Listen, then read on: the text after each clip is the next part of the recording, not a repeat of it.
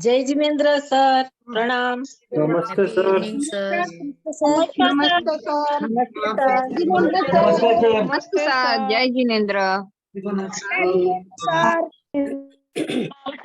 नमस्कार sir.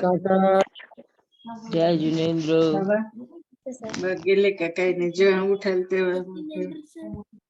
Okay जी, चलिए start करते हैं आज की क्लास। सभी को नमस्कार, सभी को प्रणाम।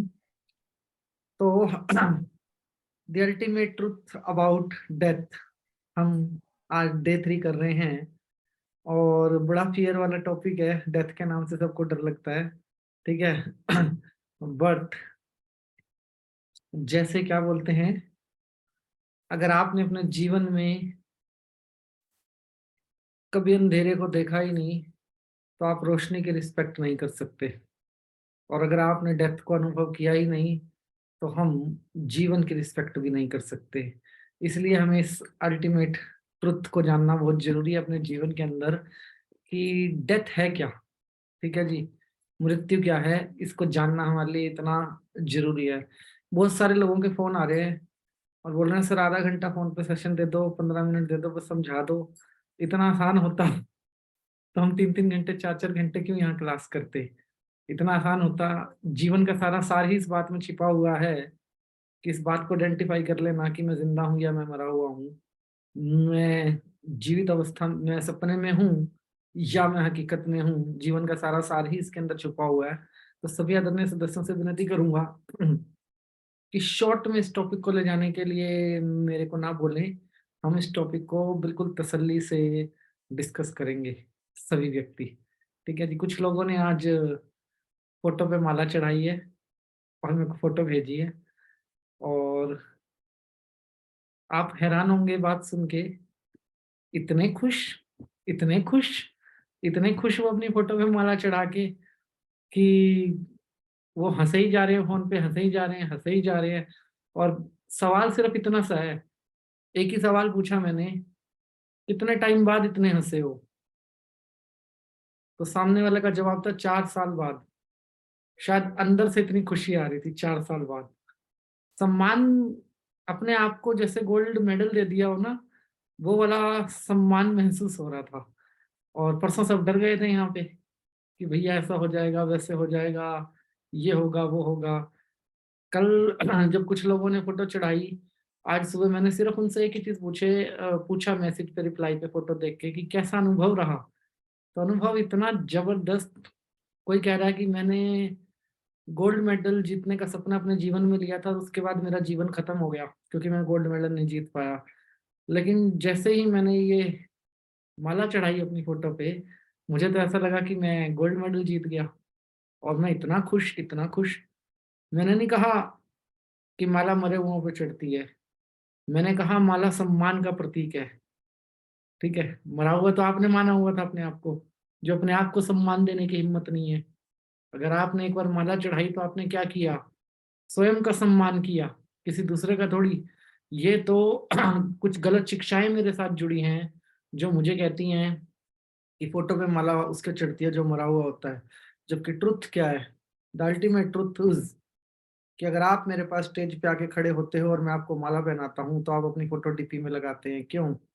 सम्मान मिला है आपको, आप उसे सम्मान मानते हो। अगर आप दिवाली पे लक्ष्मी गणेश जी की पूजा करते हो तो नई मूर्तियां लाते हो और श्रृंगार वाली मूर्तियां ढूंढते हो और उन मूर्तियों को माला चढ़ाते हो। आप मंदिर में जाते हो, भगवान को माला किस लिए चढ़ाते हो? इसलिए कि भगवान मर गया या भगवान के सम्मान के लिए? तो यहीं पे समझ में आता है कि अल्टीमेट ट्रुथ क्या है, हम जिंदा हैं या नहीं है। हमने खुद को कभी सम्मान दिया या नहीं दिया?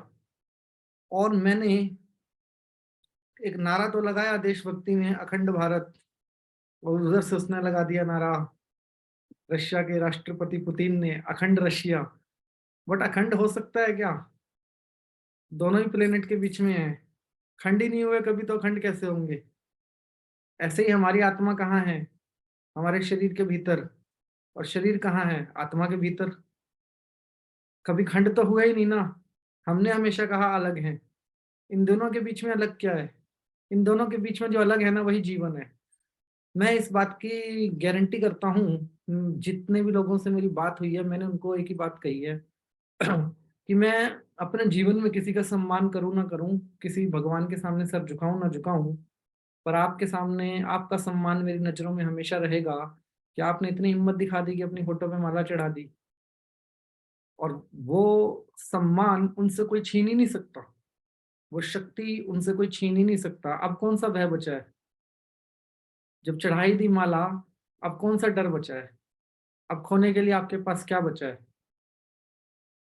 प्रॉब्लम क्या है? मेरे पास दो चीजें, एक आत्मा और एक शरीर, राइट? एक आत्मा और एक शरीर, यही दो चीजें हमारे पास। और हमारे पास पड़ोस में क्या है? एक देश है, पाकिस्तान। वो पाकिस्तान है कैसे डिफाइन होता है? बीच में एक सरहद है, बॉर्डर है ना, तभी डिसाइड होता है। तो मेरे शरीर और आत्मा के बीच में भी एक बॉर्डर होगा। वो बॉर्डर क्या है? और उस बॉर्डर के अंदर क्या है? कौन रोकता है आपको पाकिस्तान जाने से? कौन रोकता है? हमारी विचारधारा और बाकी वहां की आर्मी वाले। और उनको कौन रोकता है हमारे पास आने से? उनके विचारधारा और हमारी आर्मी वाले, राइट? हमें हमारी आत्मा के पास जाने से कौन रोकता है? और हमारी आत्मा को हमारे शरीर से मिलवाने के लिए कौन रोकता है? बीच में तो कोई है ना, कोई है हमारे बीच में जो शरीर और आत्मा के बीच में है और हमें रोकता है आपस में। कौन रोक रहा था? जब सोचा होगा क्लास सुनने के बाद, चलो यार माला चढ़ा के ही देखते हैं, किसने हाथ रोक दिए थे? आत्मा भी अंदर थी और शरीर बाहर था। हाथ किसने रोक दिए थे? कौन था जो डरा गया? दैट इज मन। हमारे बीच में जो बॉर्डर का काम करता है वो हमारा मन है। मन के बीच में क्या है? कांटेदार तारें जो कटुता पैदा करती हैं, भय पैदा करती हैं और हमें डराती हैं, राइट? मन में तो विचारों का कांटेदार जाल है ना, उसके अलावा तो कुछ है नहीं। शरीर से सब इंसान है, राइट? शरीर से हम सब इंसान हैं, लेकिन मन से मैं पंजाबी हूँ, आप बनिया है, कोई जैन है, कोई सरदार है, कोई कुछ है, कोई कुछ है, राइट? मन से हम ये सब कुछ है। शरीर से हम इंसान हैं, बट मन से हम हिंदू, मुस्लिम, सिख, ईसाई कुछ भी हैं। शरीर से हम व्यक्ति हैं और मन से हम बहुत अलग हैं। तो बीच बॉर्डर तो फाइंड आउट कर लिया ना, डेथ का ट्रुथ जानने के वक्त पे कि है कौन बीच में। अब एग्जाम्पल से समझते हैं। कोई फकीर गिटार बजा रहा है, सितार बजा रहा है बहुत अच्छे से और अपने में मगन है। उसके चारों तरफ भीड़ लग गई लोगों की और वो अपने में मगन है। उसने किसी से कुछ नहीं मांगा, लोग पैसे देने लग जाएंगे, राइट? पैसे नहीं देंगे, चलो हटा दिया पैसा, हाथ जोड़ के खड़े हो जाएंगे, पैर छूने लग जाएंगे। कोई व्यक्ति आया जो कहता है कि मैं सिर्फ गाय का दूध पी के ही आज तक जिंदा हूं, मैंने इसके अलावा कुछ दूसरा खाया पिया ही नहीं। हम उसके सामने भी हाथ जोड़ के खड़े हो जाएंगे कि भाई ये तो इंसान नहीं है, दुधारू इंसान है, ठीक है जी। कोई व्यक्ति आएगा जिसने बहुत सारी बबूत लगा रखी होगी, चारों तरफ आग लगा रखी होगी, बीच में बैठा होगा, हम उसकी तरफ भी हाथ जोड़ के खड़े हो जाएंगे, ठीक है जी। इन सारे व्यक्तियों में हम अपने व्यक्तित्व को भूल जाएंगे और उसके व्यक्तित्व में चले जाएंगे। फिर क्या कहेंगे? उसका ऑरा स्ट्रोंग है, उसका ऑरा स्ट्रोंग है इसलिए हम उसके चक्कर में चले गए। समझिएगा बड़े ध्यान से, जो फकीर गिटार सुन रहा था वो गिटार से क्या अनुभव कर रहा था? संगीत। संगीत ही तो निकलेगा, संगीत के अलावा उसमें से क्या निकलेगा?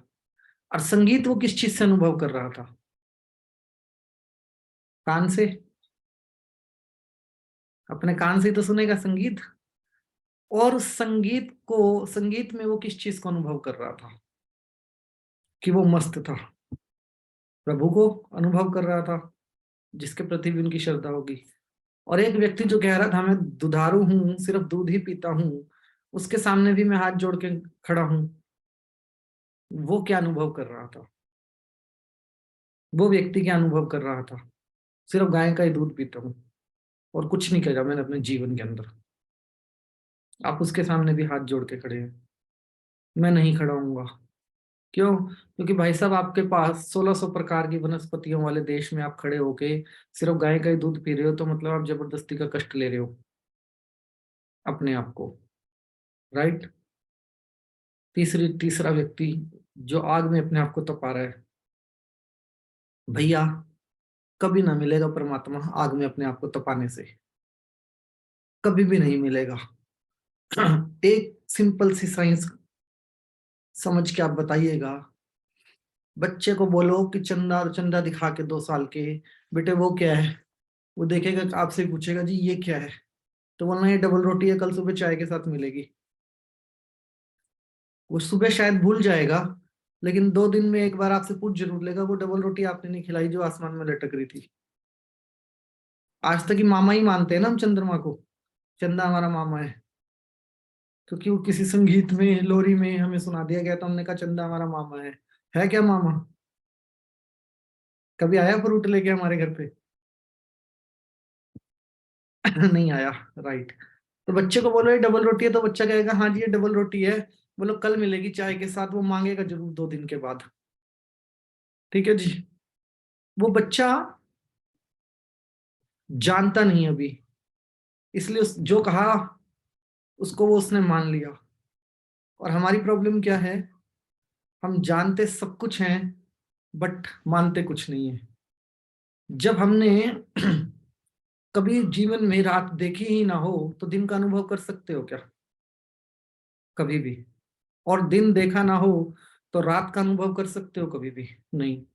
नॉर्वे में चले जाओ, सूरज नहीं निकलता, अपने जैसों की हालत खराब हो जाएगी। चाहे उठते हम दोपहर को हों, लेकिन सूरज चाहिए हमें। सूरज तो चाहिए ना हमें, नॉर्वे में नहीं मिलेगा आपको ऐसा। तो एक सवाल यहाँ पे उठता है कि मेरा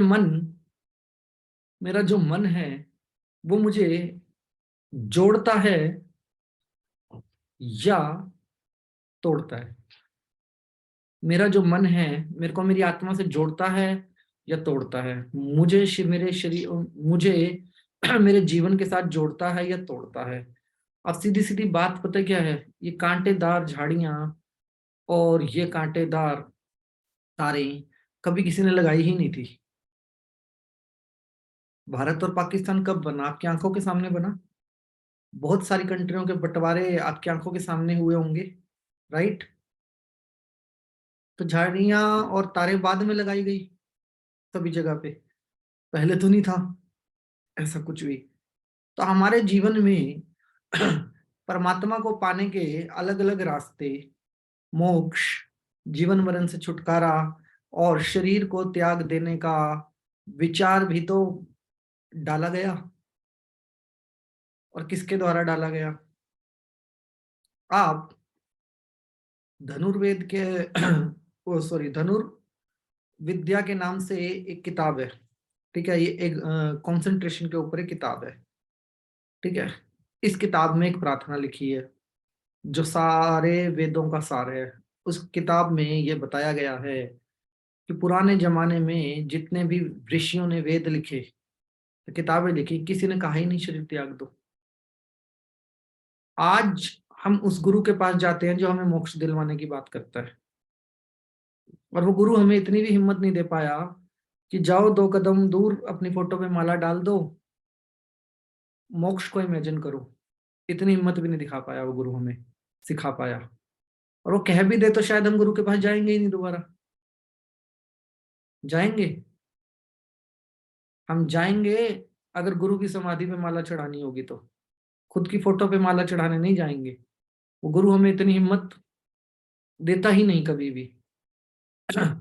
तो हम क्या कहा जाता है? हमें कहा जाता है बहुत सिंपल शब्दों के अंदर, ये शरीर तुम्हारे कष्टों का कारण है, ये शरीर तुम्हारी पीड़ा का कारण है। इस शरीर में जीव है, इस शरीर में कान है, इस शरीर में आंख है, इस शरीर के अंदर इंद्रियां हैं, काम क्रोध माया है, मोह माया है। और इस शरीर के साथ जब तक तुम इसको नहीं त्यागोगे तब तक निर्वाण नहीं होगा। एक सिंपल सा सवाल पूछता हूं, अगर कान है तो संगीत के लिए, राइट? तो क्या संगीत में ईश्वर नहीं है? और अगर जीव है तो स्वाद के लिए, क्या स्वाद में ईश्वर नहीं है? स्वाद क्या देता है? तृप्ति, तृप्ति देता है हमें। संगीत क्या देता है? पीस देता है हमें। अगर प्रकृति को देख नहीं सकता तो प्रकृति को अनुभव कैसे कर सकता हूं? तो ये आंखें नहीं है तो मैं क्या हूं? और अगर मेरे पास टच नहीं है, टच जिसको बोलते हैं हम दूसरे उसमें काम, काम नहीं है, तो उस चीज के, उस सिचुएशन के अंदर मैं क्या हूं? एक सिंपल सी बात समझते हैं। मैं आप लोगों से एक एग्जांपल शेयर करता हूं। आपको सिर्फ अपने दिमाग में आंसर सोच के मेरे को बताना है। क्वेश्चन भी अडल्ट है और आंसर भी अडल्ट होगा, ठीक है जी? तो आपको सिर्फ अपने दिमाग में सोच के बताना है। अगर किसी मनुष्य के दोनों पैर काट दिए जाए तो क्या वो अपना गुजारा कर लेगा? यस और नो? नहीं कर लेगा, ठीक है जी। और उसके दोनों हाथ भी काट दिए जाए तो भी कर लेगा। आज उसकी जुबान भी काट दी जाए तो भी कर लेगा। अच्छा जी। उसके कान भी फोड़ दिया जाए तो भी कर लेगा। बहुत बढ़िया। स्पीड कम हो जाएगी कान भी जाने के बाद और जुबान भी जाने के बाद। लेकिन लास्ट बची आंखें। आपसे एक सवाल पूछता हूँ, आंखें भी फोड़ दे तो मैं कहता हूं यहां पे भी वो कुछ ना कुछ कर लेगा, राइट? लेकिन अगर उसके अंदर से काम को खत्म कर दिया जाए तो, काम को खत्म कर दिया जाए तो उसकी उसके सेक्स पार्ट खत्म कर दिए जाए तो, जिसके ऊपर सबसे ज्यादा अध्यात्म चिल्लाता है, 1000 साल बाद दुनिया का साइज क्या होगा? वो जिंदा तो होगा, मैंने मान लिया। दुनिया का साइज क्या होगा? कुछ बचेगा? नहीं बचेगा। और इसके ऊपर तो इतना बड़ा व्यापार है कि जी काम छोड़ दो, ब्रह्मचारी हो जाओ, क्रोध छोड़ दो, मतलब आप इच्छा त्याग और जबरदस्ती शरीर को कष्ट देने वाली मूवमेंट को अध्यात्म कहते हैं। मैं स्वाद भी छोड़ दूं, मैं देखना भी छोड़ दूं, किसी चीज को मैं देखूं भी ना अपनी मर्जी से, मैं अपनी मर्जी से खाऊं भी ना, मैं अपनी काम इच्छा को भी प्रकट ना कर सकूं, मैं कुछ भी ना करूं, तो मेरा निर्वाण होगा। विनाश तो पक्का है, निर्वाण कैसे होगा? मतलब फिर मैं आया क्या करने हूं?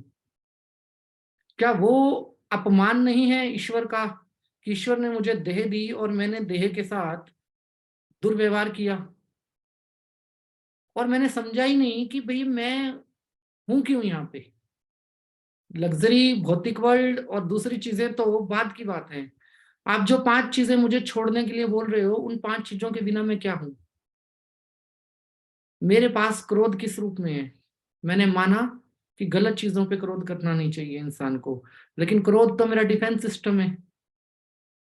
अगर क्रोध क्रोध तो मेरी बॉडी का डिफेंस सिस्टम है ना। और मैं आया क्या करने हूं वो मुझे तो नहीं समझा रहे हो। मुझे क्या समझा रहे हो? सब कुछ छोड़ दो। अब मैं पूछता हूँ जी, बताओ आप, मैं छोड़ कैसे दूं? और छोड़ के मेरे को जो मिलेगा उसकी पर्ची कौन काट के देगा? गारंटी है कि मिलेगा जो मैं चाहता हूं? सब कुछ ही छोड़ दो मतलब जीवन के अंदर, तो मैं आया क्या करने हूं यहाँ पे? आप जो कह रहे हो मुझे कि भैया आप छोड़ दो, और उसके बाद आप ये कहते हो कि छोड़ने के बाद परमात्मा मिलेगा, मोक्ष मिलेगा, दिखाओ। ये जो छोड़ दो वाली कहानी है ना, इसी कहानी के ऊपर सारा का सारा हमारा जीवन का सार है कि हमारी एक ऐसी प्रोग्रामिंग हो गई है कि हम अपने शरीर से नफरत करने लगे हैं। हमें लगता है कि हमारा जो शरीर है ना ये बेकार है और हमें जन्म मरण से मुक्ति ले लेनी चाहिए, राइट? मैं पूछता हूं क्यों?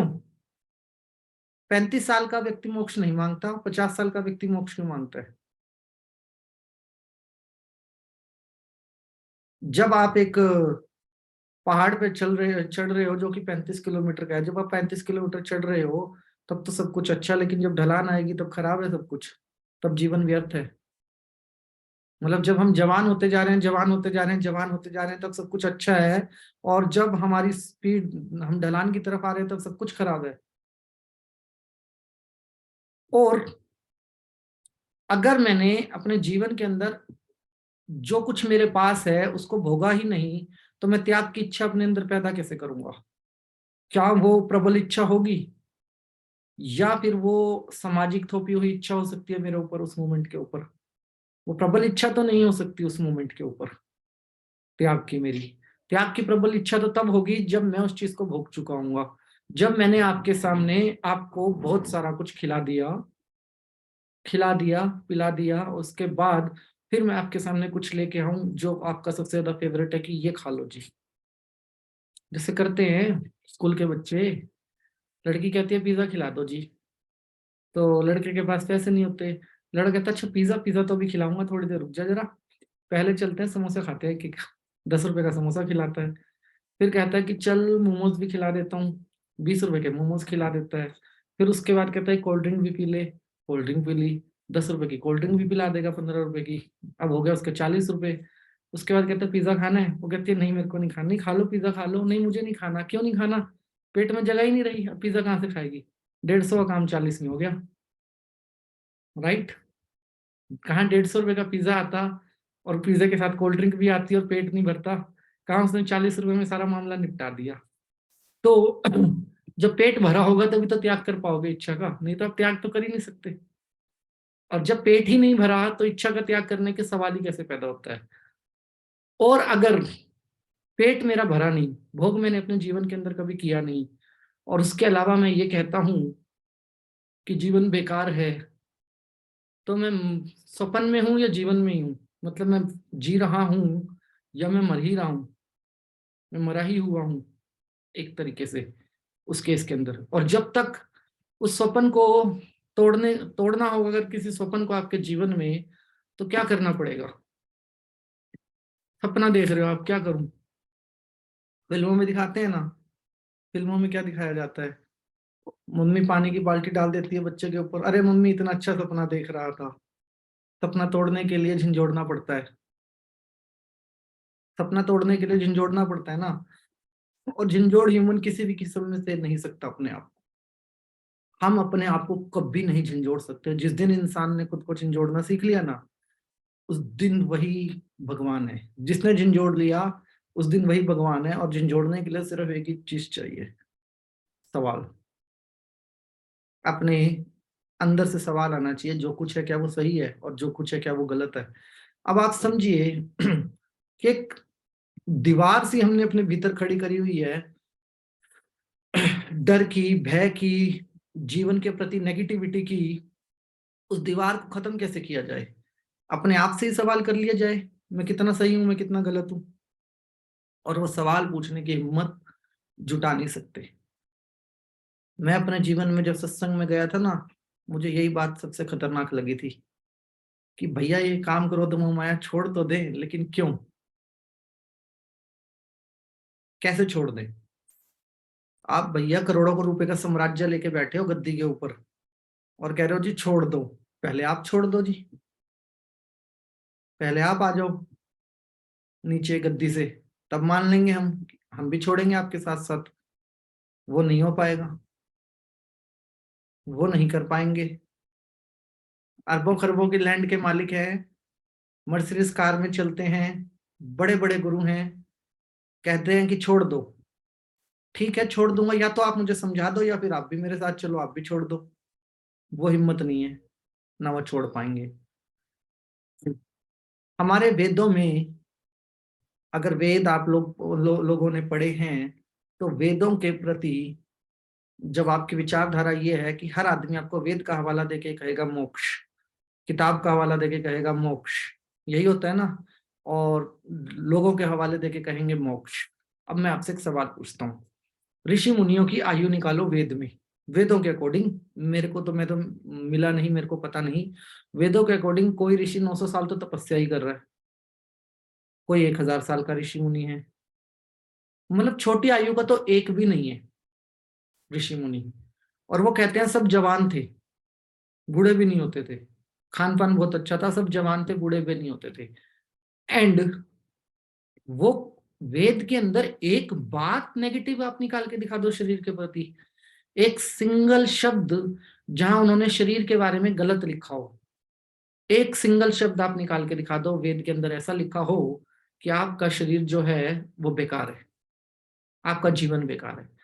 वो कहते थे ईश्वर को बरसों हमारे ऊपर धन दो, धान दो, अच्छी सेहत दो, मान दो, सम्मान दो। वेदों में ये कविता लिखी हुई है, ना कि ऐसा लिखा हुआ कहीं भी कि तुम्हारा शरीर बेकार है, तुम्हारा जीवन बेकार है, ये छोड़ दो और वो छोड़ दो। हम भाई सीधी सीधी बात समझो, वेदों को पढ़ोगे तब भी आंखें खुल जाएंगी, और जो हमें पढ़ा रहा है उस पर सवाल उठाएंगे तब भी आंखें खुल जाएंगी। लेकिन सवाल सिर्फ ये आता है कि हम सवाल उठाते क्यों नहीं है? क्या हम लेटे हुए हैं मृत्यु की शैया पे कि 4 आदमी ही आके हमें उठाएंगे और वही हमारा निर्माण करेंगे? हम स्वयं नहीं इस बात का निर्माण कर सकते कि हम सवाल पढ़ लें? कितने का है वेद, कितने का आता है मार्केट के अंदर? 700 रुपए का मिल जाएगा, 800 रुपए का मिल जाएगा। 4 वेद हैं, फिर उपनिषद हैं। कहीं भी तो लिखा हो, वो तो 7 शादी कर रहे हैं, 10 शादी कर रहे हैं, मतलब 780 साल की उम्र में कोई शादी कर रहा है, और एक शादी नहीं कर रहे, 10-10 शादियां कर रहे हैं। और यहाँ कौन से नियम आ गए हैं कि काम छोड़ दो, क्रोध छोड़ दो, मोह छोड़ दो, माया छोड़ दो? कैसे छोड़ दें? परशुराम ने माया छोड़ दी थी क्या? परशुराम ने मोह छोड़ दिया था क्या? आज्ञा पालन छोड़ दिया था क्या? किसने क्या छोड़ दिया था?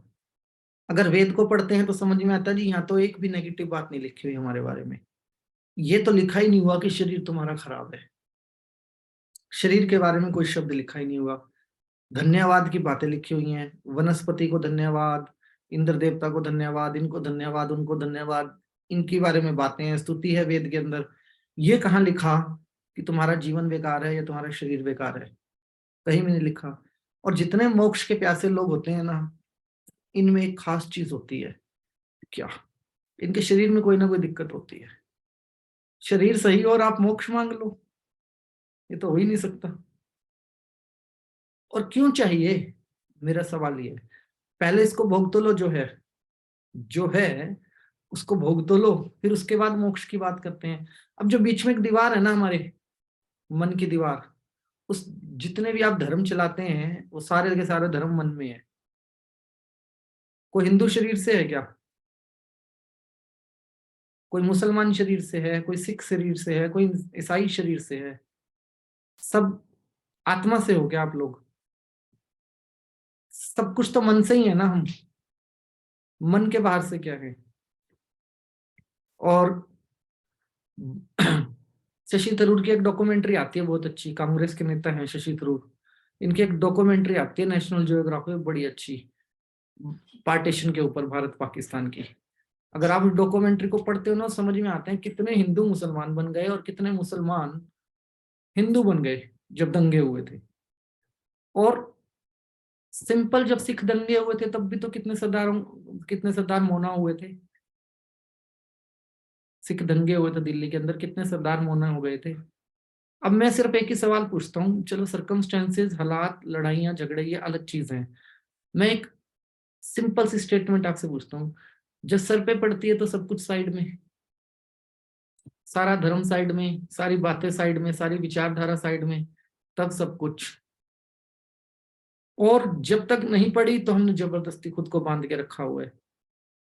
हम खुद को साधने की कोशिश ही नहीं कर रहे किसी भी कीमत के ऊपर। एंड वी क्लेमिंग हम जिंदा हैं। हम कहते हैं कि हम जिंदा हैं, अभी हम मरे नहीं हैं। क्यों जिंदा हैं? क्योंकि हम अपनी फोटो पे माला नहीं चढ़ा रहे हैं, इसलिए हम जिंदा हैं। मैं एक सवाल बड़ा सिंपल सा पूछता हूं कि जितने दुख आपके जीवन में है क्या? दुख हमारे जीवन में है क्या? है कुछ? कुछ तो मायने रखते होंगे। और सुख क्या है? दुख का जन्म सूत्र क्या है? सुख का जन्म सूत्र क्या है? सुख से क्या, सुख कहां से जन्म लेगा आपके जीवन में? जब अपने भीतर ज्ञान होगा। और दुख कब जन्म लेगा हमारे जीवन? जब अपने भीतर पड़ोसियों के ख्याल होंगे। ठीक है जी। मृत्यु दुख नहीं है डॉक्टर साहब, मृत्यु सुख है। मृत्यु परम सुख है। ठीक है जी। क्योंकि मृत्यु तो होती ही नहीं है। मृत्यु होती ही नहीं है। और मृत्यु किसी ने हमें समझाई ही नहीं है, इसलिए दुख है। इसलिए हमें जैसे एक बचपन में कोई बच्चा सो नहीं रहा तो उसको डरा देते हैं ना, बाबा आएगा, बाबा आएगा, पुलिस पकड़ के ले जाएगी, पुलिस पकड़ के ले जाएगी।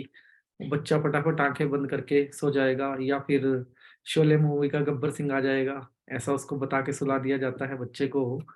और वो बच्चा जिंदगी भर कई सालों तक इस खौफ में जीता है। ऐसे ही हमें डरा दिया गया है। बहुत भयंकर डरा दिया गया है कि तुम्हारी मृत्यु हो, तुम एक दिन मर जाओगे। पता है ना, एक दिन पैदा हुए हैं, एक दिन मर जाएंगे। तो सूरज मर जाता है क्या रात को अंधेरा होता है तो?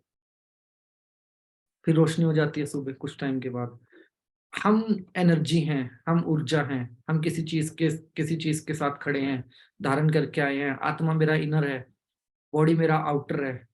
और मेरी जो सिक्स सेंस है, जितनी भी इंटायर सिक्स सेंस मेरे पास है, मेरी ये सिक्स सेंस मुझे परमात्मा का अनुभव देने वाली शक्तियां हैं। मैं पूछता हूँ कितने लोग जब खाना खाते हैं तो परमात्मा का धन्यवाद करते हैं? खाना खाते हैं और धन्यवाद करते हैं। करते हैं ना? वो धन्यवाद परमात्मा का अनुभव नहीं है क्या? वो धन्यवाद परमात्मा का अनुभव नहीं है तो क्या इस शरीर, इस जीव से आप परमात्मा का अनुभव नहीं करते? इन कानों से। चलो अब आपकी वाली लैंग्वेज में बात करता हूँ, जो साइंस है, मतलब भजन कीर्तन डांस मेडिटेशन सूफी सब कुछ जो है, वो इन कानों से आप परमात्मा का अनुभव नहीं करते क्या? आप माता के जगराते में बैठे हैं और साउंड बज रहा है बहुत जबरदस्त तरीके का, आपके कान से ही तो सुन पा रहे हो ना। इन कानों से आप परमात्मा का अनुभव नहीं करते क्या? और जब कोई संत महात्मा या कोई घटना ऐसी घटती है जहां पे हम भागते हैं उनको छूने के लिए, या फिर उसको भी हटा दो, जब आपको प्रसाद मिलता है तो प्रसाद को जब आप ऐसे माथे से चूमते हैं तब आप परमात्मा का अनुभव नहीं करते क्या?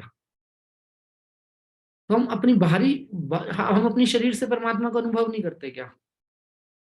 फिर शरीर से इतनी नफरत क्यों है? फिर क्यों कहते हैं कि मर जाएंगे और दोबारा जन्म नहीं लेना? ये डिसरिस्पेक्ट नहीं है क्या परमात्मा की? जिस वक्त सोचो आप मंदिर में गए, आप भगवान की इज्जत करते हैं, मंदिर मस्जिद जहां कहीं भी आप गए, आपको प्रसाद मिला, राइट? तो आप प्रसाद को कैसे लेते हो? ऐसे लेते हो? ऐसे नहीं लेते, लाओ दो भैया प्रसाद। ऐसे लेते हैं? ऐसे? अच्छा चलो ऐसे लेते हैं। या ऐसे ले लेंगे, या ऐसे ले लेंगे ज्यादा से ज्यादा, एक हाथ नीचे रख के।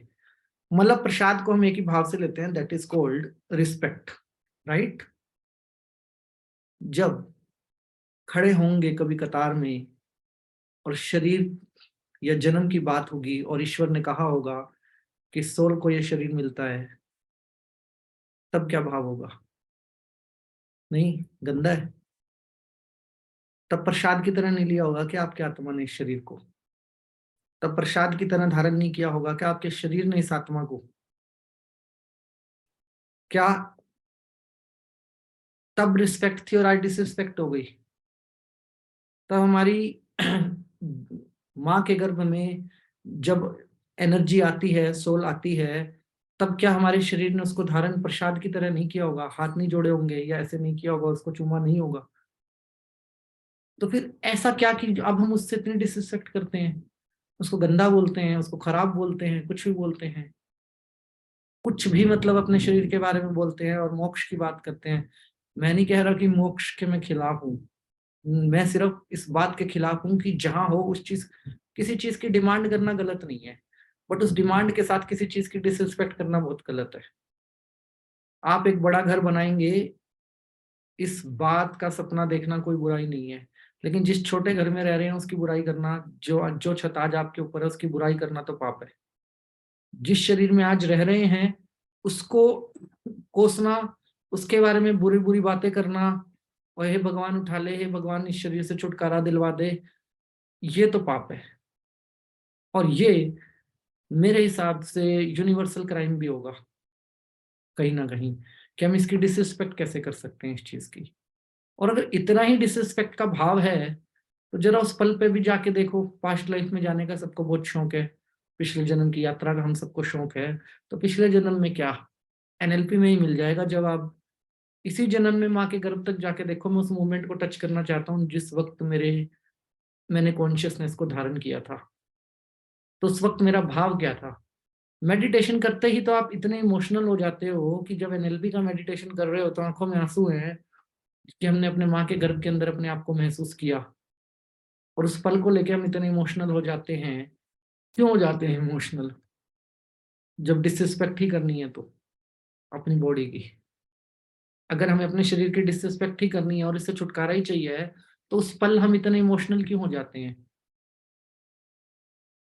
एक्चुअल में प्रॉब्लम कहीं और है। प्रॉब्लम यहाँ नहीं है कि मेरे को कुछ मिलेगा, प्रॉब्लम ये है कि मैं कुछ समझने की कोशिश नहीं कर रहा हूँ। प्रॉब्लम ये है कि मैं अपने इनर से डिसीजन लेने की बात नहीं कर रहा हूँ, मुझे कोई दूसरी किताब, कोई दूसरा आदमी, कोई दूसरा मुझे मैनिपुलेट कर रहा है।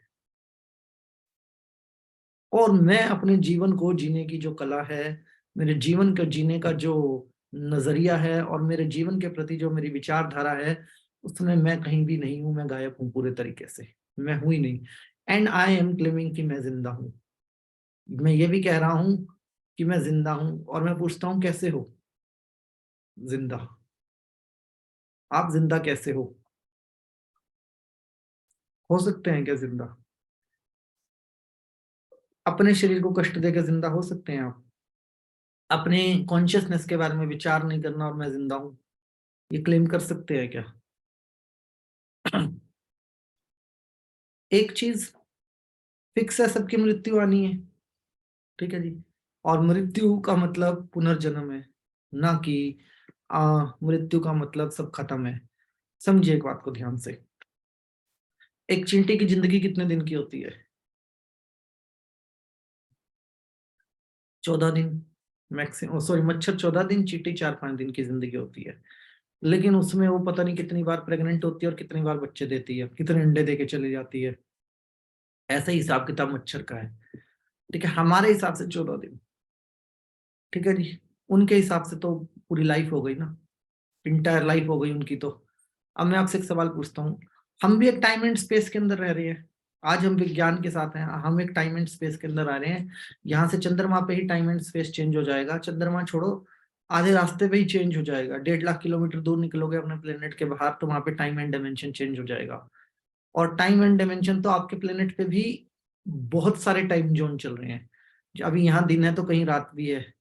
एक एक कंट्री के अंदर 6-6 टाइम जोन चल रहे हैं, ठीक है। तो इसका मतलब यह है कि मैं मर जाऊंगा? ऐसा हो सकता है कि मैं मर जाऊंगा? कभी भी नहीं। शरीर बदलेगा, सिर्फ शरीर बदल सकता है, इससे तो कुछ नहीं हो सकता। और मैं मर जाऊंगा ये मुझे भी पता है, मेरे पड़ोसी को भी पता है, और 10, 15, 20, 50 लोगों को मैंने देखा भी होगा अपने जीवन के अंदर। अब तो सबने ही देख लिया होगा, कोविड में तो हम सबने ही देखा होगा कि हो जाता है ऐसा। और फिर भी मैं जीवन जीने की बात नहीं करता, मैं मरने से डरा रहता हूँ। मैं समझता ही नहीं कि मेरे को जीवन कैसे जीना है। मैं उस डर में ही जीता रहता हूँ। उस डर से बाहर निकलने कोई तो रास्ता होगा। दुख अगर अहंकार को जन्म दे सकता है तो स्वयं के भीतर का कंसंट्रेशन और ध्यान आपको अवेकनिंग को भी तो जन्म दे सकता है, आपके ज्ञान को भी तो जन्म दे सकता है। मेडिटेशन में, ध्यान में ज्ञान के अलावा कुछ नहीं घटता। ये सब बातें हैं, मैंने बहुत गहराई से इसका अनुभव किया है।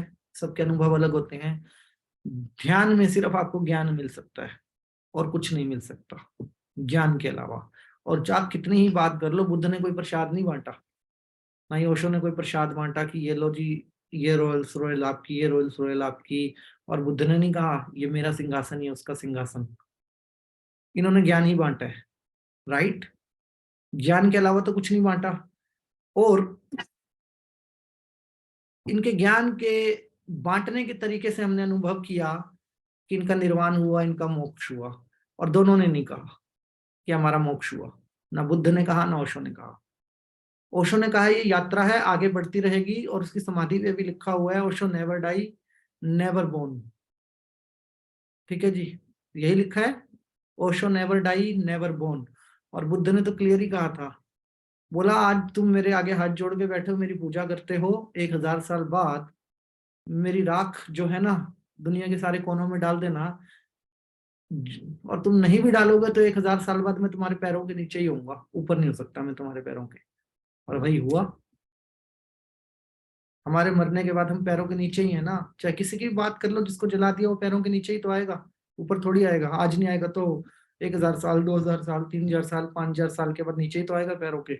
जो राखी बन जाएगा वो नीचे ही आएगा। एक्चुअल में हम ध्यान में भी मोक्ष ढूंढ रहे हैं, हम पूजा पाठ में भी मोक्ष ढूंढ रहे हैं, हम बाकी सारी चीजों में भी मोक्ष ढूंढ रहे हैं। ढूंढिए, लेकिन पहले जीवन को तो अनुभव कीजिए। जीवन में जो आप हैं उसमें आपकी आइडेंटिटी क्या है उसको तो अनुभव कीजिए। अभी तो पता लगा कि भाई साहब के पास मकान है, गाड़ी है, ये है, वो है। सीधा पूछ लो जी आपका नाम आपका है, जवाब ही नहीं होगा उसके पास, बंदे के पास। पूछो जी मधु अग्रवाल मैडम जी आपका नाम आपका है, ये आपके पेरेंट्स ने आपको दिया था? ये मैं तो कब्जा करके बैठा हूं कि मेरा है। ऐसे ही मैं एक जबरदस्ती की सोच बना के बैठा हूं कि मेरा है। आप सपने में हो या जाग रहे हो, नाम आपका है किसी और का है? आपने तो आधार कार्ड भी बनवा लिया इस नाम से, आपने इस नाम से पैन कार्ड भी बनवा लिया, आईटीआर भी भरते होंगे, लेकिन नाम आपका नहीं है। आप तो अपराधी हो गए। यही है ना कहानी मैडम जी, यही कहानी है हमारी, कि हमारा अपना कुछ भी नहीं है, कुछ भी नहीं है। मान के हम सब कुछ अपने आप का बैठे हैं, और यही सपना है। और जो हमारा अपना है उसको हमने कभी झांक के देखा ही नहीं। शरीर किसका है? मेरा। जीवन किसका है? मेरा है।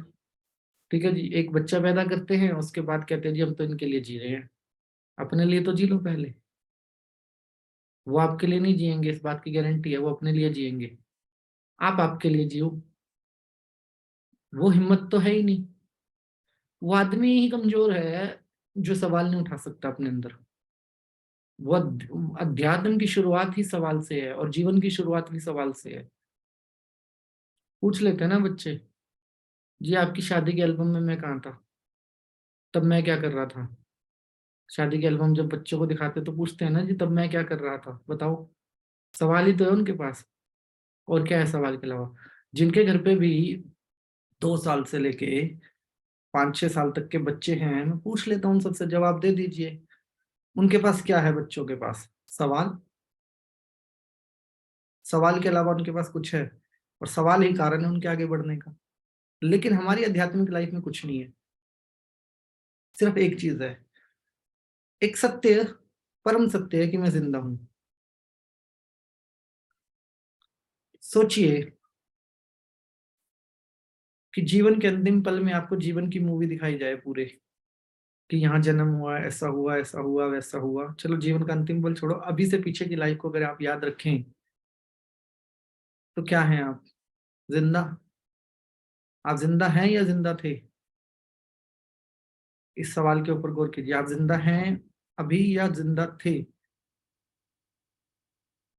तो पल पल घटता जा रहा है, मतलब हर पल, पुराना पल सिर्फ रिकॉर्ड में जाता जा रहा है, मरता जा रहा है। और हम किसकी तलाश में घूम रहे हैं? जिसका टेस्ट ही अभी तक नहीं पता, जिसको कभी अनुभव ही नहीं किया, जिसको जानने की कोशिश ही नहीं करी, उसकी तलाश में। या तो मैं इस भीड़ में हूं कि मुझे उसके जैसा बनना है, उसके जैसा बनना है, उससे बढ़िया बनना है, ठीक है, या मैं समर्पण में हूं, या तो मैं कंपटीशन में हूं या मैं गिव अप में हूं। अब मैं कहाँ हूं, गिव अप में या कंपटीशन में? मैं भी नहीं सोचता। जिसने कह दिया गुरुजी कल्याण करेंगे, वो गया गिव अप में, और जिसने कहा मैं खुद गुरु बनूंगा, वो गया कंपटीशन में। ऐसा ही होता है ना जी। एक गिव अप में है, और एक एक कहता है कि मैं कुछ करके दिखाऊंगा, एक कहता है मैं कुछ भी नहीं कर पाऊंगा। लेकिन कौन सही है? जिंदा कौन है? जिंदा वो है जो कंपटीशन में है, जिंदा वो है जो कहता है मैं कुछ करके दिखाऊंगा। और जो गिव अप में है वो क्या है? सोचो, 3:30 बजे रोज मैं आपको उठाने लग जाऊं आके, तो 3:30 बजे रोज आपकी नींद डिस्टर्ब करूं मैं, रोज सोने ही ना दूं। कभी मैं पानी फेंक दूं आपके ऊपर ठंडा, चलो पानी छोड़ो, दूध फेंक दूंगा। कभी चीनी डाल दूंगा आपके ऊपर, कभी मैं आपके ऊपर क्या नाम है उसको, धुआं कर दूंगा आपके ऊपर, कभी मैं शोर मचा दूंगा। कैसा लगेगा आपको? कैसे मान लिया आपने कि आपके लिए रात है तो भगवान के लिए दिन होगा? जो आप 3 बजे घंटी बजाते हो उठ के, वो भी तो सो रहा होगा। और पड़ोसी तक तो आवाज जाती नहीं, ऊपर तक कैसे पहुंचेगी? शिव जी भगवान के लिए भी मैं एक बात कहता हूँ कि क्या हालत करके रखते हैं, कितना दूध चढ़ाएंगे, इतना दूध चढ़ाएंगे, ठंड नहीं लग जाएगी?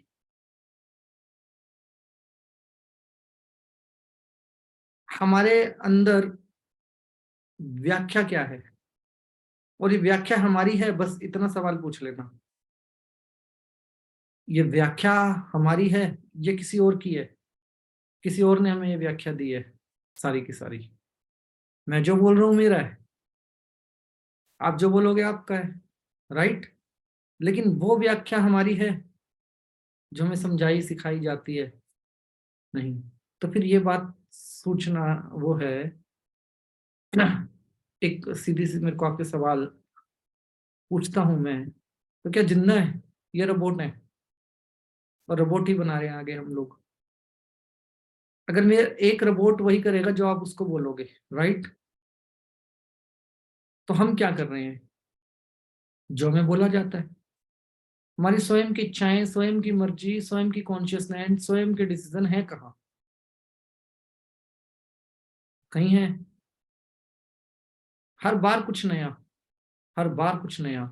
एजुकेशन, इन्फ्लेशन, और नए नए धर्म का इन्फ्लेशन बढ़ता ही चला जा रहा है। पिछले 3 साल के अंदर 113-14 धर्म बन गए हैं। नहीं, 3 साल के अंदर पिछले धर्म ही बन गए हैं? नहीं, नए रिलीजन बन गए हैं। नए रिलीजन का मतलब अलग तरीका।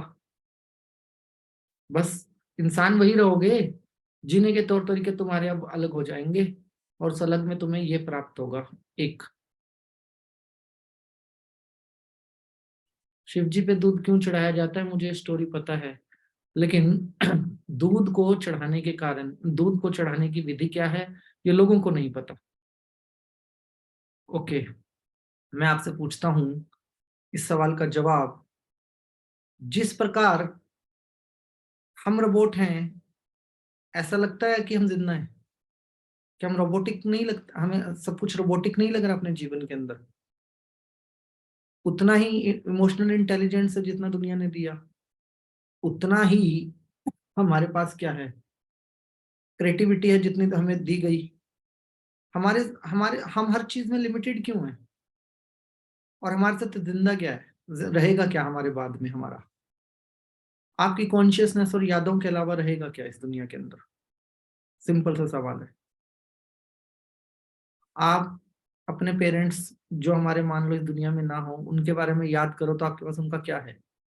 यादें, विचारधारा, यही है ना। तो मैं पूछता हूं कि जी विचारधारा अगर जिंदा रहती है तो हम किसका इंतजार कर रहे हैं? विचारधारा तो जिंदा रहती है ना। आपकी विचारधारा जिंदा रहेगी हमेशा जब तक आप रहेंगे। आपके जाने के बाद भी वही जिंदा रहेगा जो जिसकी विचारधारा जिंदा रहेगी। मरता वो है जिसकी विचारधारा मरती है, और जीता वो है जिसकी विचारधारा जीती है। हम सभी संतों को उनकी विचारधारा से जानते हैं, हम सभी पॉपुलर लोगों को उनकी विचारधारा से जानते हैं। उसके अलावा मुझे क्या पता न्यूटन कौन था, कौन सी सदी में उसने जन्म लिया और कौन सी सदी में चला गया। उसकी विचारधारा को जिंदा रखा गया ना, और उसने कुछ अलग किया तभी उसकी विचारधारा जिंदा है। नहीं तो कौन अल्बर्ट आइंस्टाइन? मैंने तो कभी नहीं सुना था कोई अल्बर्ट आइंस्टाइन भी है। कब उसने जन्म लिया? उसकी कोई विचारधारा थी, उस विचारधारा से वो कोई क्रांति लाया, इस वजह से वो जिंदा था। जिंदा है मतलब आज भी। और ऐसे ही हम, और अगर आपकी बात करें तो हमने अपनी विचारधारा के लिए क्या किया? हमने सब कुछ वैसा ही क्यों किया जैसे सब कुछ चलता आ रहा था? अल्बर्ट आइंस्टाइन भी वैसे ही जीता तो ब्रह्मांड खोज लेता क्या? न्यूटन भी वैसे ही जीता तो आज एक्टिवा पे घूम लेते क्या? हम लोग गाड़ियों पे घूम लेते। जिसने अलग किया वो जिंदा रहा, और जिसने अलग नहीं किया वो मर गया। राइट? मैं आपसे पूछता हूं हमने क्या सोचा? हम भीड़ का हिस्सा क्यों है? हमारे पास ऐसा क्या है, बॉडी का कोई पार्ट, कोई ऊर्जा जो उनके पास था और हमारे पास नहीं था? आज कोई भी कह दे जी स्टीफन हॉकिंस का जो ब्रेन था ना 1.7% चलता था। भाई सब देखा आपने जाके? कोई रिसर्च, कोई डेटा कुछ है? नहीं, क्योंकि उसने ब्लैक होल की खोज करी थी। ऑटोमेटिक चलेगा जब बंदा गर्दन ही नहीं हिला सकता, ऐसे ही बैठा है, तो तराटक में ही हो गया वो 24/7। वो हिला ही नहीं सकता गर्दन, उसकी मजबूरी है, तो कुछ ना कुछ तो घटेगा ना। आपको कह दूं कि बैठ जाओ 1 घंटा ऐसे, तो आप नहीं बैठ पाओगे। वो मजबूरी में बैठा था ऐसे, तो कुछ ना कुछ घट गया, कंसंट्रेशन पावर इतनी जबरदस्त हो गई। अल्बर्ट आइंस्टाइन भी एक डॉट लगा के उसको देखते देखते सो गया, तो उसके साथ भी कुछ घट गया। अब हम अपने अंदर कुछ घटने क्यों नहीं देते? क्योंकि हम अपने में नहीं है, इसलिए हम अपने अंदर कुछ घटने नहीं देते। हम अपने में नहीं है इसलिए हम अपने में बढ़ने नहीं देते। हम दूसरों में हैं। हम सारे के सारे दूसरों में हैं, और वो जो बैरियर है ना हमारे बीच में, हमारे मन का, वो बैरियर हमारा है ही नहीं है। भारत पाकिस्तान के बीच में हम लगा के आए थे फेंसिंग? आप और हम गए थे? नहीं गए थे, लेकिन पाकिस्तान आपका भी दुश्मन होगा। होगा ना? राइट? बिल्कुल होगा। पाकिस्तान नहीं होगा, रशिया आपका दोस्त होगा, पक्का। जो मेरी कंट्री का दोस्त वो मेरा दोस्त, जो मेरा दुश्मन वो मेरा दुश्मन। यही है ना, मेरा मेरा मेरा। और ये हमें किसने बताया? सारी दुनिया हमारी है। आज गवर्नमेंट खोल देगी कि पाकिस्तान के साथ आप व्यापार कर सकते हो, अफगानिस्तान के साथ आप व्यापार कर सकते हो, तो यहीं से आलू और सेब जा रहे होंगे, यहीं से टमाटर के ट्रक भर के जा रहे होंगे, और वहां से पेमटे भी आ रहे होंगे, और लोग काम भी कर रहे होंगे। एक्चुअल में दूसरा जो मुझे प्रोग्राम कर रहा है वो मेरे लिए बहुत मैटर कर रहा है। मेरी सेल्फ में कहीं भी नहीं हूँ। मैं सेल्फ कहीं तो हूँ, कहीं, मतलब कहीं तो मेरी अपनी विचारधारा हो, नहीं। फिर वहां पे है मजबूरियां सारी की सारी। मैं कैसे करूं, मेरे पास पैसे नहीं है, मैं कैसे करूं, मेरे पास ये नहीं है, मेरे पास ये लीडरशिप स्किल नहीं है, कुछ भी नहीं है, और कुछ चाहिए भी तो नहीं है। जीवान है, जुबान, जीव बहुत है। मैं कौन सा शाहरुख खान को टक्कर देता हूँ दाढ़ी रख के? मैं अपना काम करता हूँ, वो अपना काम करता है। हर कोई आदमी अपना ही काम करता है। पद्मा आंटी रोज मेरी क्लास के अंदर बोल के चली जाती है, जी मैं कैंसर वालों की हीलिंग करती हूँ। आप क्यों नहीं बोलते? जो करता होगा वही तो बोलेगा ना। उन्होंने तो नहीं कभी कहा देख के, अपने आप को देख के ये नहीं कहा कि भाई मैं नहीं कर सकती ये काम, अगर मैं करती हूँ जी, मैं करती हूँ जी। तो लोग कहते हैं जी अपना नंबर दे दो, चाहे देखा किसी ने ना उनको करते हुए। ऐसा ही है ना जी। 7 दिन में मैं कैंसर के पेशेंट को ठीक कर देती हूँ, लोग कहते हैं जी नंबर दे दो फटाफट। ठीक है जी। समझने की कोशिश नहीं कर रहे आप लोग, कहाँ फंसे हुए हैं। अपनी विचारधारा कब निकलेगी, हम जिंदा कब होंगे? जब तक अपने अंदर से कुछ नहीं निकलेगा तब तक जिंदा कैसे होंगे? वही कहानी रहेगी, वो चांद है, बाद में जाके पता लगा जी वहां पे पहले पुरानी कोई सभ्यता थी और उन्होंने बताया इसका चांद नाम नहीं था, इसका नाम था व्हाइट प्लेट, और अब से इसको व्हाइट प्लेट कहा जाएगा। तो हम सब कहेंगे जी पुराना चांद था, अब व्हाइट प्लेट है। हम बोलने लग जाएंगे क्योंकि किसी ने हमें दिखाया कि पुरानी सभ्यता ऐसी थी और वो इसको व्हाइट प्लेट बोलते थे। डबल रोटी ही बोलेंगे, बच्चा डबल रोटी बोलेगा सारी जिंदगी।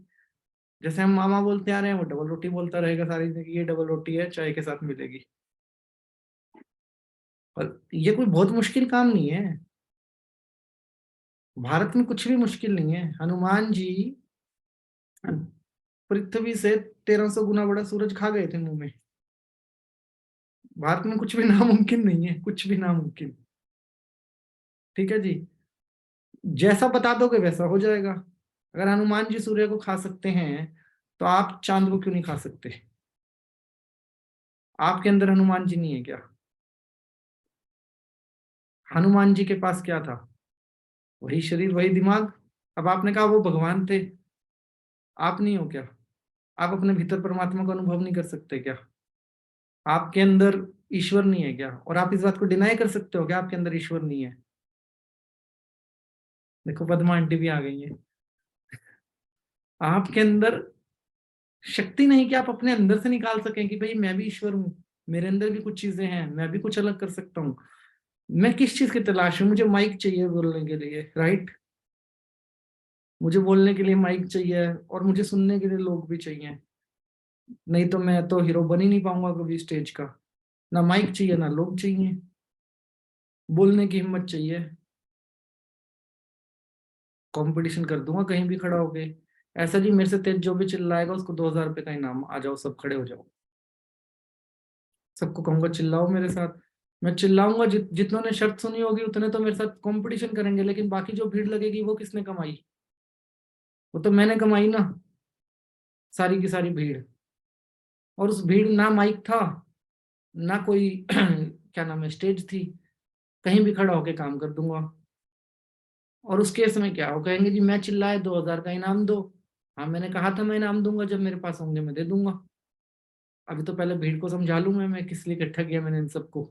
पहले एक मदारी डमरू लेके आता है और गली में भीड़ लगा देता है, और हम पढ़े लिखे होकर डरते रहते हैं अपने जीवन के अंदर कि भैया मैं क्या करूंगा, जरूरतें ढूंढते रहते हैं। जिनके पास कपड़े नहीं है उन्होंने भी क्रांति कर दी, जिन्होंने फटे हुए कपड़े डाले उन्होंने भी क्रांति कर दी, और जो बहुत बढ़िया वेल ड्रेसअप रहते हैं उन्होंने भी क्रांति कर दी। लेकिन मैं अपने आप को कहीं कैटेगराइज नहीं कर पाया कि मैं क्या करूं। कपड़े उतारने में शर्म आती है मुझे, कपड़े मैं उतारूंगा नहीं। फटे हुए पाने में मेरे को बेइज्जती महसूस होती है, और नए मैं खरीद नहीं पा रहा हूँ। मैं अपने आप को कैटेगराइज ही नहीं कर पा रहा। कभी भी हम अपने जीवन को सीरियसली लेते नहीं एंड कहते हैं कि मैं जिंदा हूं। अल्टीमेट ट्रुथ क्या है?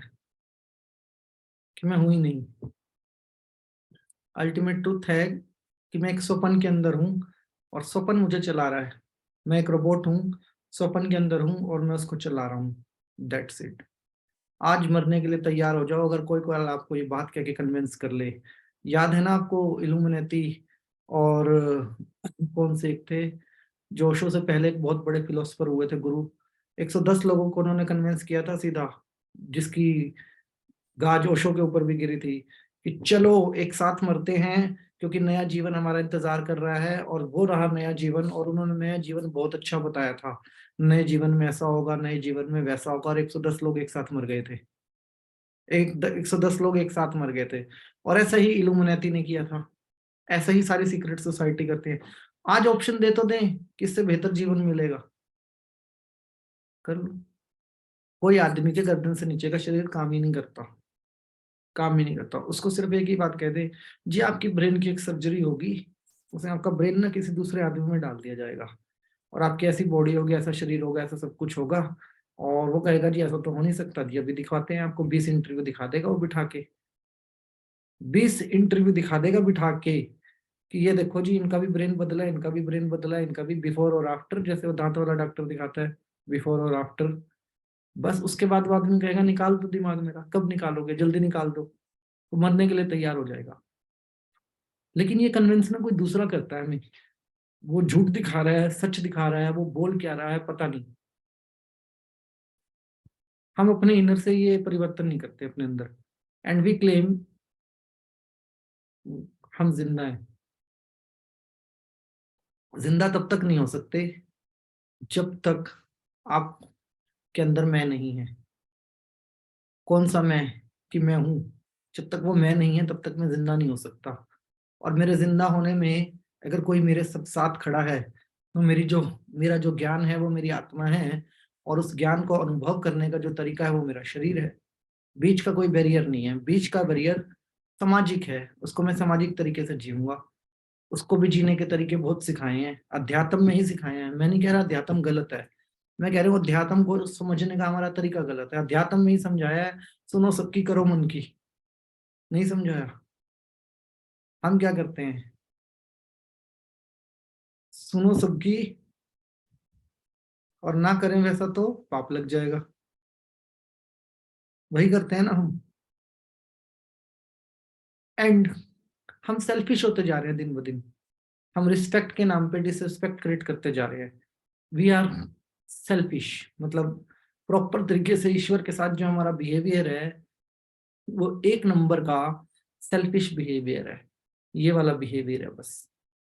भगवान ये दे दे, भगवान ये दे दे, भगवान ये दे दे, भगवान ये दे दे। भगवान कहता ले लो, मैंने तो इससे ज्यादा सोचा था, तुम्हें इतना ही चाहिए, ये ले लो। इसी में उलझे रहो। मुझे तो लगा था कि तुम जाके प्रकृति को संभालोगे, मुझे तो लगा था जाके तुम सर्वश्रेष्ठ हो जाओगे, तुम सबकी सेवा करोगे, तुम सबसे बड़े कहलाओगे, सब तुम्हारी रिस्पेक्ट करेंगे। इधर तो चुगली करते होंगे, हाथी हमारी और शेर हमारी, कि आ गए आदमी यहाँ पे कूड़ा डालने, आ गए आदमी यहाँ पे पोल्यूशन करने। चुगली करते होंगे ना। भेड़िया देख के बोलता होगा कुत्ते को कि ये पहले हमारी जात का हुआ करता था, आदमी ने देख इसकी क्या हालत कर दी है।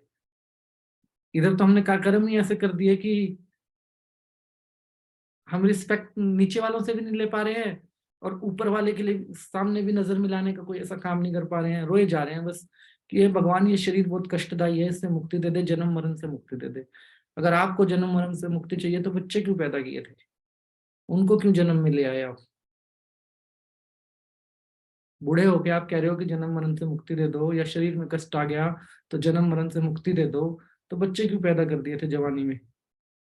इसलिए कि वो भी बाद में इसी लाइन में खड़े हो जाए हमारे पीछे।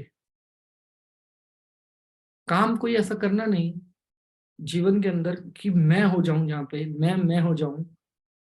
लेकिन एक लड़का पैदा करना है कि खानदान चलता रहे मेरा, नाम चलता रहे, नाम रोशन रहे मेरा। अरे भैया लड़के से पूछो आज भारत के ना सारे लड़कों को इकट्ठा कर लो, साउथ नंबर 1 आएगा। साउथ वालों का भी नंबर 1 आने के पीछे मजबूरी है कि नाम के पीछे 3 नाम लगा देते हैं उनके, तो उनको अपने दादा का नाम याद रहता है। नहीं तो आप नॉर्थ इंडिया ईस्ट में कहीं भी चले जाओ, नहीं पता लोगों को, 4 पीढ़ियों के नाम नहीं पता, वो खानदान चलाएंगे।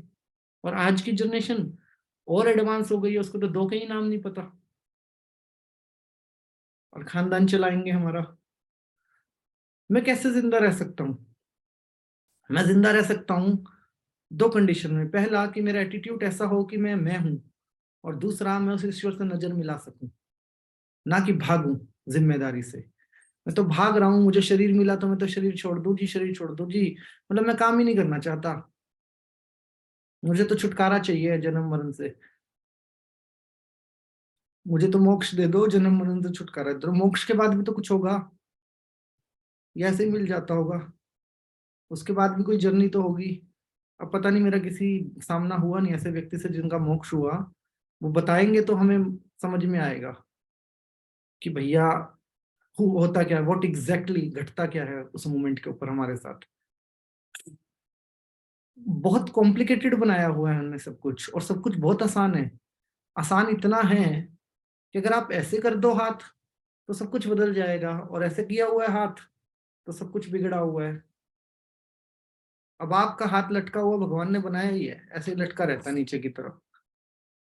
ठीक है, हम उसको उठा के जबरदस्ती पेन देते हैं कि नहीं देते? अगर आप किसी को कुछ बांट रहे हो तब थोड़ी आपके हाथ में दर्द होगा। मैं आपको देता हूँ 100 लोगों को बांटने के लिए हलवा, आप बांटते रहो, आपका जोश बढ़ता रहेगा कि नहीं? लाइन में ऐसे हाथ करके खड़े रहोगे क्या 100वें नंबर पे? नहीं खड़े हो पाओगे। परिभाषा हमें समझ में नहीं आती है अपने जीवन के अंदर कि भैया मैं कर क्या रहा हूँ। मैं ये नहीं हूँ मांगने वाला, मैं ये हूँ देने वाला। मैं प्रकृति में कंट्रीब्यूशन कर सकता हूँ अपनी विचारधारा का। मैं प्रकृति में कंट्रीब्यूशन कर सकता हूँ किस चीज का? प्रकृति के संतुलन का। मैं प्रकृति में कंट्रीब्यूशन कर सकता हूँ सेल्फ अवेकनिंग का। मैं नहीं कह रहा अध्यात्म गलत है, मैं कह रहा हूँ अध्यात्म को जीने का जो नजरिया है वो अपना होना चाहिए, किसी दूसरे का नहीं होना चाहिए, स्वयं का होना चाहिए, स्वयं की यात्रा के बीच में।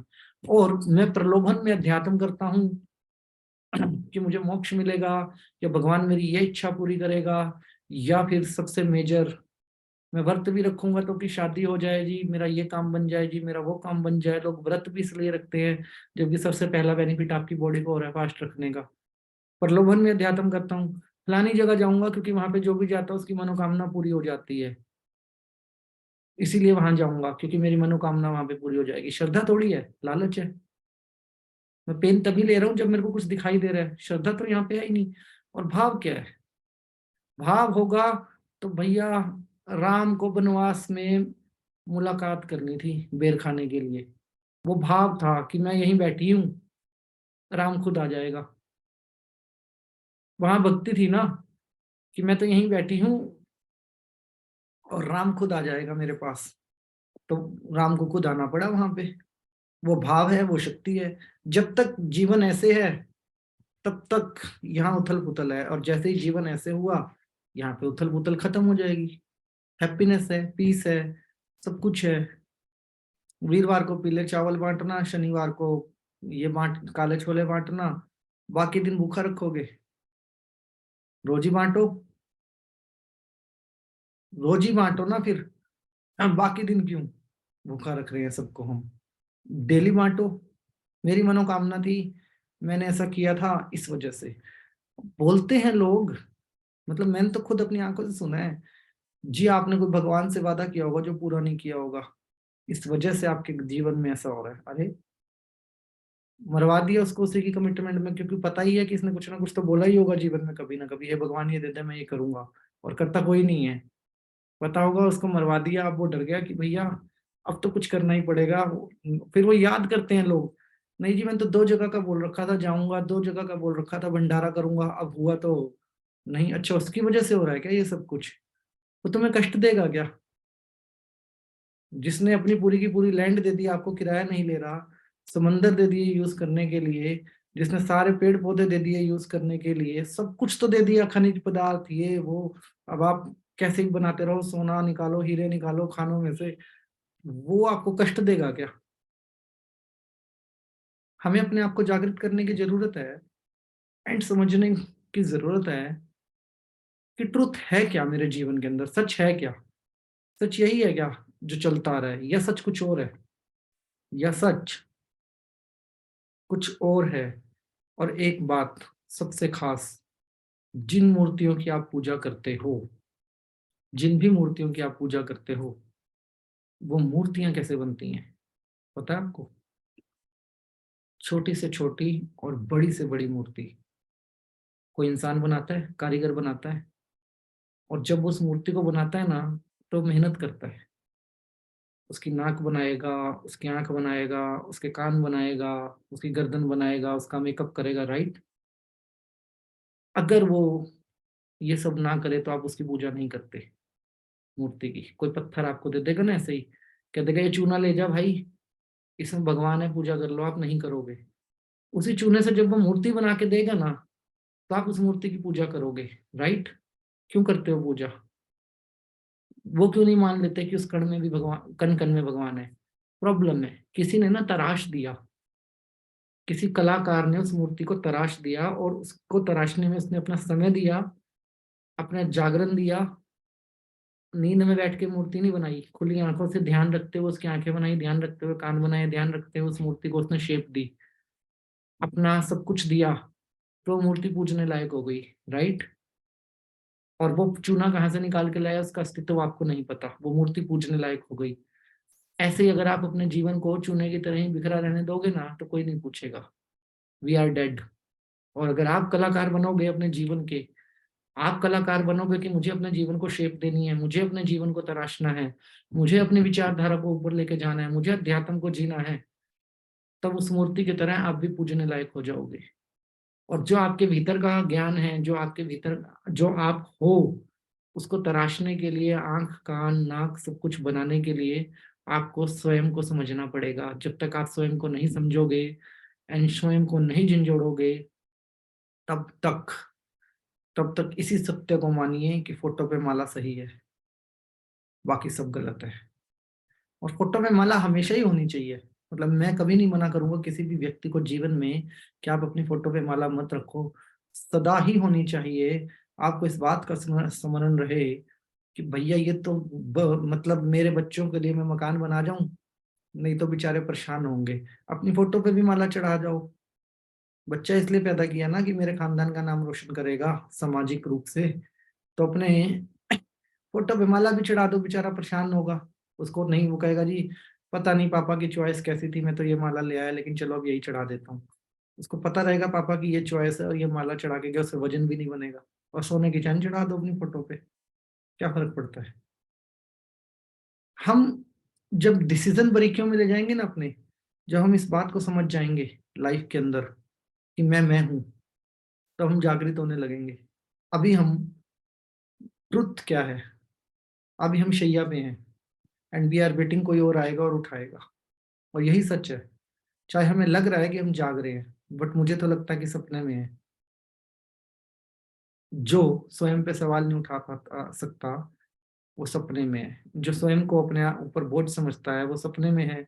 जो स्वयं को क्रिटिसाइज करता है वो सपने में है। उसको पता ही नहीं ट्रुथ क्या है।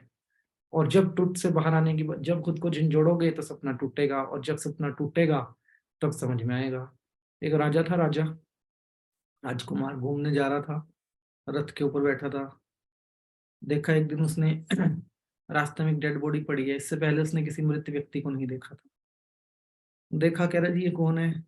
तो सारथी ने बोला छोड़ो जी, आगे चलो। कह रहा नहीं बताओ ये कौन है, ये लेटा क्यों है, उठ क्यों नहीं रहा। बोला जी क्योंकि ये मर चुका है। बोला मर चुका है मतलब। बोला जी मर चुका है, अब ये शरीर इसका किसी काम का नहीं है। और वो राजा ने बैठ के उसकी डेड बॉडी का पूरा निरीक्षण किया, हाथ देख रहा, पैर देख रहा, सब कुछ चेक किया। और उसी दिन रात को वो राजा अपना राजपाट छोड़ गया। और वो बना कौन? सिद्धार्थ से गौतम बुद्ध। जिस दिन उसने मृत्यु को देख लिया ना अपने सामने, उसी दिन उस जब सिद्धार्थ गौतम बुद्ध अपने महल से निकला था ना, तो खाली निकला था, कुछ लेके नहीं निकला था, और अपनी फोटो पे माला डाल के निकला था। ऐसे नहीं निकला था। उसने कहा जब मरना ही है तो फिर मैं अपनी मर्जी से मरूंगा ना, किसी दूसरे की मर्जी से क्यों मरूंगा। मैं मृत्यु को ग्रहण करूंगा, और मृत्यु को ग्रहण ग्रहण करने से पहले मैं जीवन को समझूंगा। जीवन क्या, यही है राजपाट। मैं एक राजा के घर में पैदा हुआ तो राजपाट, फकीर के घर में पैदा होता तो, गरीब के घर में पैदा होता तो सवाल उठ गए ना बहुत सारे। और इतने सारे सवाल उठे कि एक लंबी यात्रा के बाद अवेकनिंग का अनुभव हुआ। और उस अवेकनिंग के बाद क्या हुआ, समाज में जागरण हुआ, प्रकृति के लिए प्रति सजगता ही पाखंडवाद का दूसरा सिरा निकल के आया हमारी आंखों के सामने। वो सवाल ही थे तो जिसने सिद्धार्थ को गौतम बुद्ध बनाया। वो सवाल ही थे जो आदमी पूरी लाइब्रेरी पढ़ ले और उसके दिमाग शांत नहीं हो रहा, जिस आदमी ने इतनी कम उम्र में पूरी लाइब्रेरी पढ़ के भी जो आदमी का दिमाग शांत नहीं हो रहा, जो कार्ल मार्क्स जैसे फिलोसफर को पढ़ने के बाद भी सवाल उठा रहा है, तभी तो ओशो बन गया। इतने सवाल कि वो दीवारों पे ही घूरता रहता था। और वो सवाल ही तो थे, वो सवाल ही तो हैं जिसने गूगल को गूगल बना के रखा हुआ है। गूगल से आप सवाल ही तो पूछते हो, सवाल के अलावा क्या पूछते हो। सवाल से ही अध्यात्म का जन्म है, सवाल से विज्ञान का जन्म है, सवाल से ही हमारे अस्तित्व जुड़े हुए हैं हमारे भीतर। और सवाल पूछ लेंगे तो हम खुद को झंझोड़ लेंगे, और सवाल पूछने की हिम्मत आ जाएगी तो जिंदा होने लग जाएंगे। और जब तक सवाल नहीं पूछेंगे तब तक शैया पे हम सब के सब। कोई फर्क नहीं पड़ता हमारा पास्ट क्या है, और कोई फर्क भी नहीं पड़ता हम क्या हैं, कोई फर्क नहीं पड़ता। संत महात्मा अपने नाम क्यों चेंज करते हैं? इसीलिए तो करते हैं कि भैया ये दूसरे का दिया हुआ था। ओशो का नाम ओशो था क्या? बुद्ध का नाम बुद्ध था? विवेकानंद का नाम विवेकानंद था? किसी का तो नाम अपना ही नहीं था। उन्होंने अपने पेरेंटल नाम ही छोड़ दिए। सबने सबने छोड़ दिए। क्यों छोड़ दिए? कहा भैया पहले नाम तो अपना रख लें, कम से कम मैं तो हो जाऊं। अभी तो मैं कुछ और हूं। पर अब बड़ा मुश्किल है। अब Aadhaar card, PAN card, voter I card, passport, सब जगह से उस टाइम कुछ भी नहीं था। अब आपको सब जगह से आधार कार्ड से ही मामला शुरू होगा, एक एफिडेविट से, और लंबा जाना पड़ेगा अब आपको। ठीक है जी। लेकिन ये तो परम सत्य है कि इतनी हिम्मत आना कि अपनी फोटो पे माला चढ़ाना, इतनी हिम्मत आना कि जो चल रहा है उस चलते हुए पे सवाल उठा देना। सवाल से ही तो जवाब का जन्म होगा। वो भी तो अवेकनिंग है ना। अगर आप सवाल पूछोगे तो जवाब का जन्म होगा ना। और सवाल का जन्म हो गया दिमाग के अंदर तो मतलब जिंदा हूं। जवाब की तलाश होगी और जवाब में भी सवाल होगा। सारी जिंदगी जब ये चलता रहता है ना मसला, तो आप नहीं होते। फिर आपको ओशो और बुद्ध का नाम लेने की जरूरत भी नहीं पड़ेगी। शायद आप उनसे बेहतर होंगे। आने वाले वक्त में आप उनसे बेहतर हो सकते हैं। क्यों नहीं हो सकते? वो भी तो कहीं से शुरू हुए और कहीं पे जाके रुके, और हम भी कहीं से शुरू हो रहे हैं और कहीं पे जाके रुकेंगे। बाकी बातें हम कल डिस्कस कर लेंगे, परसों। कल तो मैं क्लास नहीं ले पाऊंगा क्योंकि टाइम आप लोगों का ज्यादा हो गया है। पता लगा कि बोले जी सवाल पूछने का, सोचने का टाइम तो दे दो हमें। आप ही की क्लास सुनते रहेंगे तो सवाल पूछेंगे कब खुद से? ये भी एक जरूरी काम है। तो सभी आदरणीय सदस्यों से विनती है कि ये जो टॉपिक हम डिस्कस कर रहे हैं, the ultimate truth of life, जीवन और मृत्यु से संबंधित ये टॉपिक है। इसमें बहुत सारे ऐसे सवाल उठेंगे जिसमें अखंडवाद, पाखंडवाद, ठीक है जी, जातिवाद, ऐसे मुद्दे आते हैं। तो सबकी अपनी अपनी धार्मिक भावनाएं हैं। इस क्लास को करने के प्रति जो मेरा मकसद है वो मेरी भावनाएं हैं, और जो आप सुन रहे हैं वो आपकी भावनाएं हैं। तो किसी को अगर मेरा कोई शब्द बुरा लगता है तो वो मेरे निजी विचार हैं, आप उसको अदरवाइज मत लीजिएगा। और कोई भी शब्द अगर आपको ऐसा लगता है जो बुरा है तो उसके लिए मैं क्षमा प्रार्थी आप लोगों के साथ रहूंगा। अपना आशीर्वाद मेरे ऊपर बनाए रखें। ईश्वर आपको मान सम्मान, सुख समृद्धि, धन दौलत, ऐश्वर्य, अच्छी सेहत, मानसिक शांति और आध्यात्मिक उन्नति प्रदान करे। ऐसी हमारी ईश्वर से आप सबके लिए प्रार्थना है। सभी का बहुत बहुत धन्यवाद। कल मैं क्लास नहीं ले पाऊंगा, कल मैं बाहर हूँ। तो परसों हम क्लास कंटिन्यू करेंगे। तब तक सवाल पूछते रहिए, जिंदा हो जाइए, स्वयं को झंझोड़ते रहिए। मजा आ जाएगा। दुनिया की हर बड़ी से बड़ी चीज आपके सामने छोटी हो जाएगी। सभी का बहुत बहुत धन्यवाद।